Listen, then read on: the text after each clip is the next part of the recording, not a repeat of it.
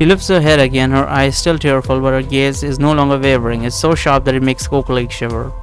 I found the truth and brought it to you.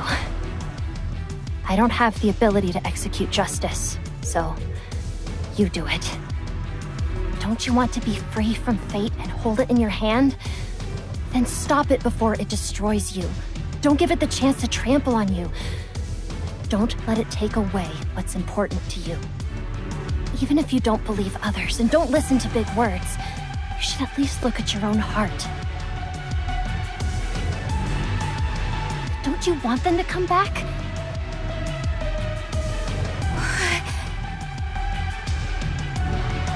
That was an eye? I didn't even hear it. But by the way, there's like some text flashes for a second when Christina is talking. There's like a bold letter Christina written in the center, and then it immediately goes into the next text. Of course I do. The moment she realizes this, the intense desire that she can no longer suppress breaks through all the resentment in her heart. To hell with the enemy, to hell with revenge, who cares about those dirty bugs? Coco just wants to return to her garden immediately, wants to see her flowers in their vibrant state and hug them. At that moment, the light that has been entangling her is repelled, and the vitality and resentment that had been instilling in her body are abruptly cut off, and Coco fully recovers herself, her consciousness gradually clearing, and the feeling of languor in her body, I don't know what languor is, completely disappears. It isn't until this moment that she sees the exit to leave this place is not far away. What the hell are those in her shoulder? Some shards or something? She looks at Shalom. From beginning to end, the woman hasn't said a word, neither refuting or admitting. At some point, her powerless body had been pierced by the blue light spikes, unable to move. Oh, she broke the rules. But she doesn't have a trace of painful expression. She just looks at Christina as if wondering something. After a long time, she realizing Coco's gaze, she smiles. What's all this about? Are you playing me?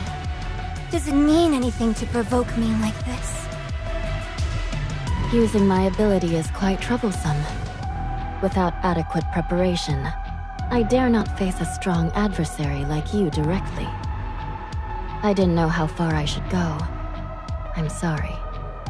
They are also good flowers. Rather than being broken, it's better to fall into my hands as an alternative. I'm just kidding, of course. You are still the best. What, you want to control me again? What method will you use this time? No need. I've done what I needed to do. I don't need to push you around anymore. You've broken this rule, escaped my emotions, and became free. The space on this side vibrates as if trembling in terror. Shalom watches the blue light spikes condense. There's not much time, but it's enough. Now, run for your life. She says calmly as her voice fades. A startling roar erupts from the rift opened by Coco herself. A monstrous giant claw crashes through the crack, then a massive demon squeezes out of the rift, roaring. Is that also planned? I highly doubt. I think that must be something from this sea that broke into this space. A giant blue light pierces through his body. A triangular pattern of light are imprinted all over it, producing waves of white smoke. It's not a physical entity, but the embodiment of intense emotion, like a violent storm. It roars and screams. Is this Shalom's emotions? Pierced by countless sharp nails, choking its throat, it still struggles to tear everything apart. Christina is nearly nauseated by the sudden onslaught of mania, but beneath the distorted, monstrous, and terrifying appearance of this creature, she recognizes a familiar feeling. You are Shalom? Oh yeah, guessed as much. With each roar it emits, it triggers violent vibration within Coco, not out of fear, but because of all the mania within her is ignited and fueling an uncontrollable urge to cry out in harmony, to resist, to shatter everything that binds her. Is it that she's being controlled by it, or has a part of her soul resonated with it? Has she become one with it? I mean, she was affected by it for a long time. Separated my emotions and sent them to the other side of the rift. This way, the purely rational me can stay on the front line, while the emotional side dives into mania, observing the changes in the world and human hearts for them.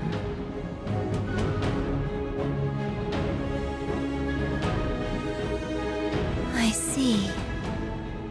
So these are the feelings you were exiled with by Paradisos. This is your heart. You can't control all of mania. You can only control one side of human hearts through this. Only control the emotions that are the same as yours. This is your true ability. So her ability is to control revenge, is that it? What emotion is she controlling? I'm guessing it's vengeance or like something like along those lines that she controls. And to provoke me, you even manipulated Paradisos' orders. What you did to me. She wants to continue, but sees Shalom raise her hand in a smile and her index finger lightly touching her lips. Shh, she silently says to Coakley. It's not hatred. It's the power we were born with. Saying it out loud would make it ineffective. Your life has only been partially restored. Use it sparingly, Coakley. Coakley understands. She looks at Shalom, then at the monster behind her, shackled layer upon layer, and for the first time she smiles at ease. It screams so miserably. Don't you feel sorry for it? No. The separation technique is perfect. It's been a long time since I felt anything. She looks up at the crumbling space. Countless blue light spikes coalesce from the void, pierce the giant beast's body, also piercing Shalom. She is used to it, not bothered in the slightest. I can only go this far now. After you go out, remember, that matter is very important to me. Forget it. I can't manage what you really think. Thanks to you, I can't even take care of myself. I won't accept your request. You go ahead and do your best. Shalom.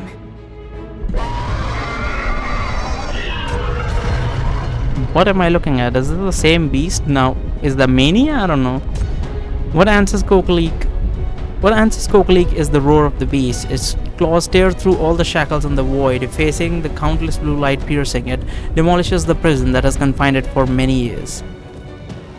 Shalom watches as the grand hall gradually collapses. The mania on the other side swarms in as the holy rules finally decay. This is her power, not imprisoned, not distorted, not deprived. Her true heart. She took it back with rationality. Everything is arranged and everything is going as planned. Whatever follows is her own, her first or the last battlefield. You're saying even this is planned? Okay, I have no clue. She must be like 4 million IQ or something. I don't fucking know. Like, she cannot possibly have planned this far. Like, this is ridiculous. I just want to say this to the devs, that unless you make it like her ability allows her to do something like this, which clearly doesn't, because she already has an ability. She has like a second ability or something. She cannot be that smart. Like, there's a limit. Like, even if you say that all of her emotions have been removed and it's just rationality, but still, like, there's a limit to how smart a human being can be. There are too many possibilities here. Coakley shuts her eyes, emotionally distancing herself. This isn't my concern, she thinks. Time to move on. With a swift motion, she yanks Christina, who is on the verge of being consumed by mania, to her side. She forcefully draws a new floral sword from within herself, a blade blooming with radiant crystal flowers. I'm getting you out of here. Once we're out, lead me straight to them. Hesitate for even a second and I'll dismember you. Dare to lie to me, and I'll make sure the entire world goes down with you. Mark my words.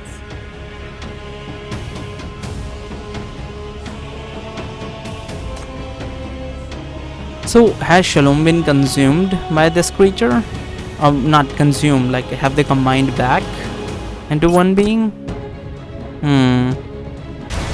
Holy shit, the amount of damage this thing does. This is ridiculous. Like, it pretty much killed one of my backstanding sinners on its own, honestly. Okay, this is a problem. Is that all you got?